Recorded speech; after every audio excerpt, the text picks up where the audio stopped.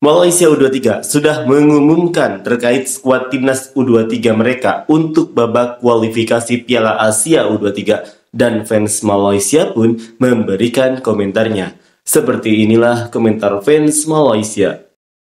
Barisan pemain seperti ini memang akan pulang lebih awal. Itu bukan bagian dari line up yang kalah hari itu kan? Rasanya memang balik awal. Tim U23 Nafuzi coba bertanding persahabatan dengan tim Liga A1. Bisa menang atau tidak ya pemain pilihan mereka ini? Malaysia Danis U23. Dari melihat daftarnya saja sudah bisa ditebak sejauh mana tim U23 ini bisa melangkah. Di level ASEAN saja sudah pulang lebih awal, apalagi di Asia. Selama pelatih dan tim masih ego dan tidak mau mengambil pemain keturunan atau pemain yang lebih layak, apapun jawabannya saat gagal pasti mencari pengalaman. Saya puas dengan performa pemain meskipun kalah. Itulah pola pikir pelatih lokal dari dulu, termasuk juga FAM. Semoga ada secercah harapan untuk skuad ini meskipun redup. Pemain keturunan butuh waktu untuk menyelesaikan dokumentasinya. Pemain yang lebih layak, siapa? Para pemain Danis ini semuanya bisa berlatih Shaolin Soccer. Jangan lakukan umpan lambung kecuali terpaksa. Tolonglah persiapannya yang benar-benar matang. Sedih sekali saat bertanding di Indonesia, terlihat sekali timnya serba kekurangan. Yang sama seperti saat bertanding di Indonesia baru-baru ini, pulang awal deh.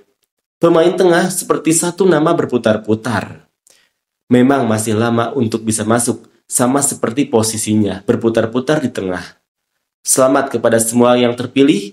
Aku tidak kenal satupun dari mereka, tidak apa-apa, yang penting berjuang demi anak lokal negara.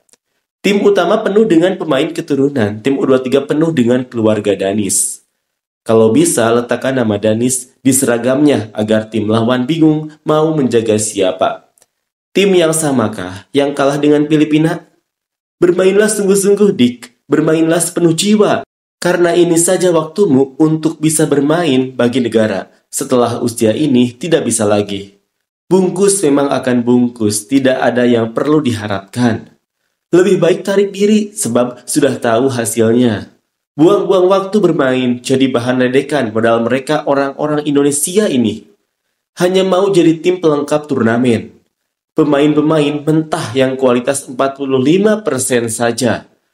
Entah, sepertinya tidak ada harapan. Kemana para pemain keturunan? Saya sarankan rambut para pemain ini dipotong model komando saja, biar ada pikiran untuk bermain. Bukan mau meremehkan, tapi para pemain dan pelatihnya hanya level ASEAN, itu pun di ASEAN tidak melaju jauh. Tidak mungkin ada keajaiban untuk lolos ke Asia. Melawan Filipina saja kalah 2-0, masih mau pakai pemain yang sama.